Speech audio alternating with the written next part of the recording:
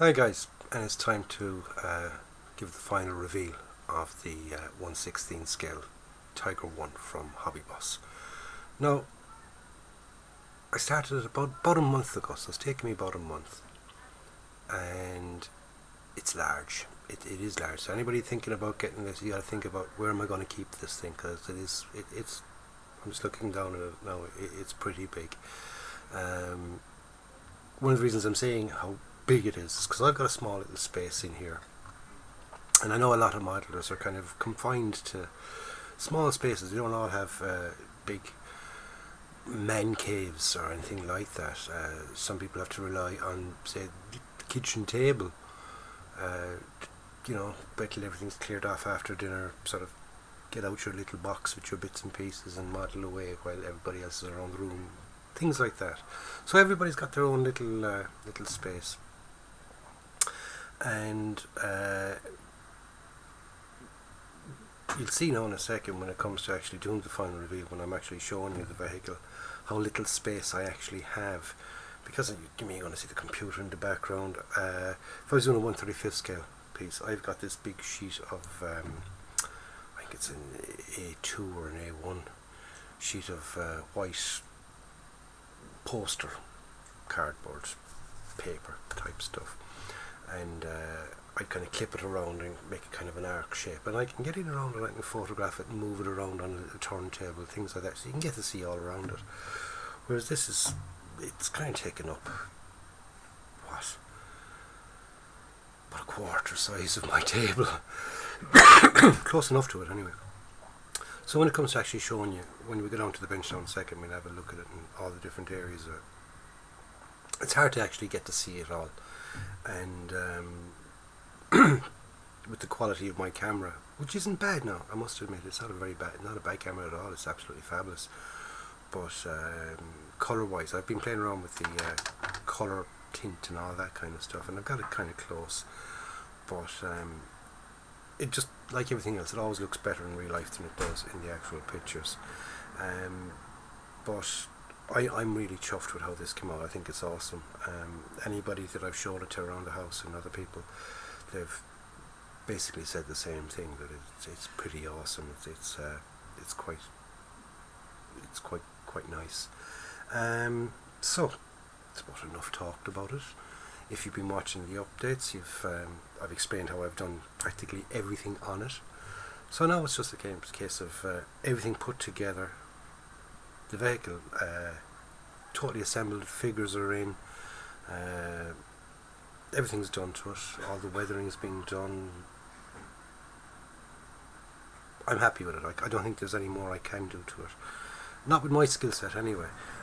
So, without further ado, let's go down to the bench. Let's have a look at John's attempt at the 1/16 scale Hobby Boss Pz.Kpfw.VI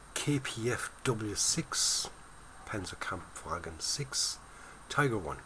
Okay, so we'll have a look at that. Okay, so there she is. I'm going to have to pick it up and move it around because it's only going to be the only way I can actually do it and show you everything else. But you can get to see the front view of her, kind of a backed off view, and you can see from my hands here how big it is. It's actually very, very big indeed. Tracks are absolutely fabulous. When I lift it up, obviously we're going to have that big sag in it, but you can see how the Zimrit worked out. Very, very nice. I really like the way that Zimrit worked out. Even the bits that are sort of missing off it, very, very happy with that. The front of the vehicle, I got the Zimrit down here as well. As you can see, some of the details on that tank are absolutely fabulous. I have to kind of move lights and everything. It's just so big, it's just so hard to show.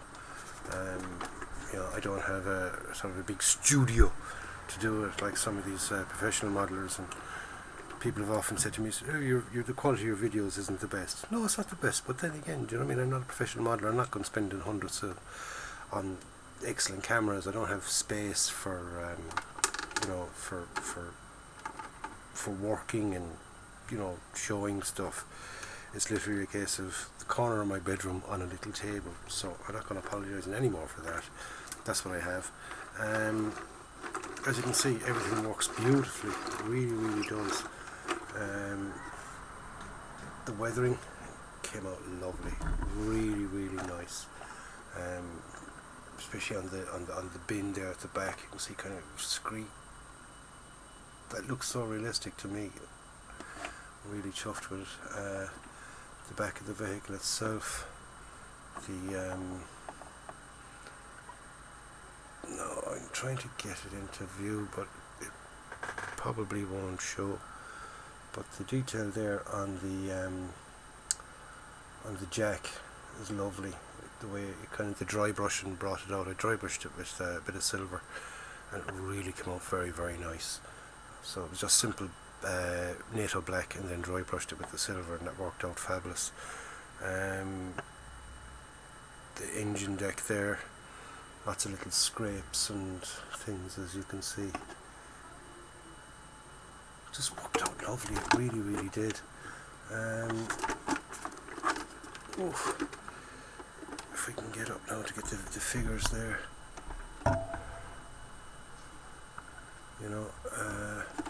Those figures, they're sitting perfectly into it. When I was looking on AliExpress, when I saw those figures, it actually showed them in this vehicle, as in the Hobby Boss one, because they had the 321 and a couple of other little bits and pieces that kind of made it stand out as being the Hobby Boss one that these figures were in. And that's why I said, oh yeah, that's definitely the figures for me, because they're the ones for this. And it worked out perfect. Taking off the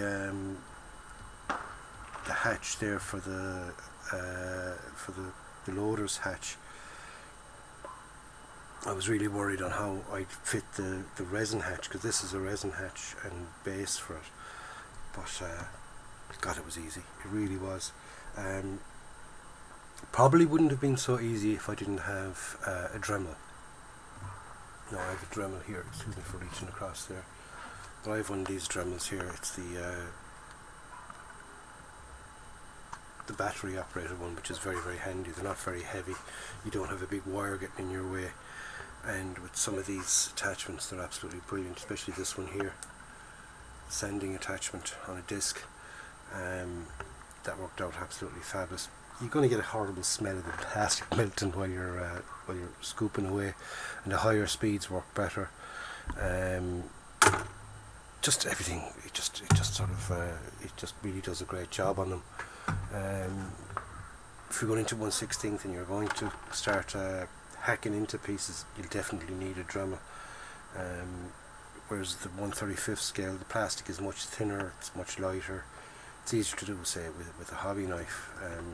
Whereas this stuff, the plastic, it's a bit thicker, it's quite strong, and it's harder to remove. But overall, I'm really, really happy with how this thing came out.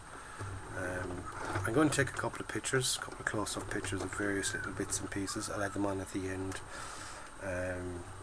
Bits that kind of stuck, that I think kind of need a little bit of close looking at, because they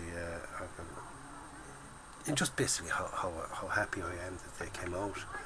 That's hard to kind of show on this kind of setup. So I'm going to leave it at that, lads. Like I said, I'm going to attach some pictures on at the end, so I hope you liked it.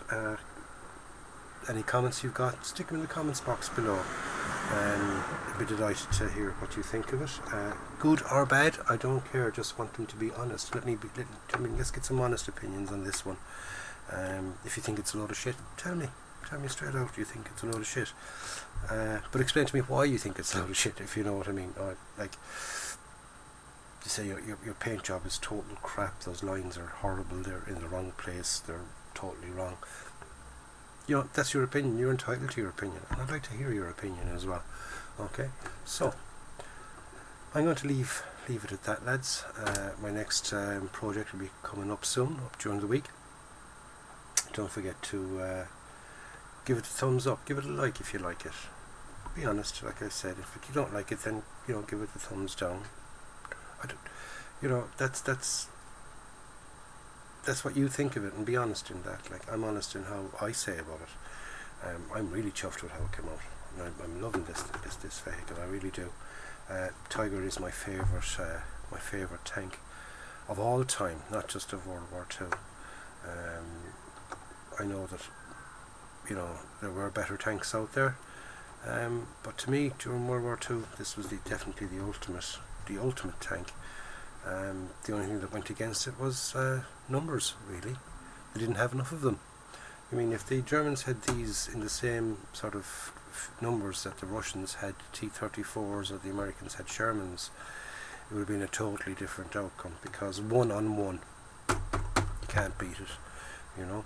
Took 2 or 3 of the enemy basically to take one out, and even at that, you had to kind of get it from the back or get a lucky shot in, sort of to knock out a track, or sort of to jam the turret, which basically makes it useless.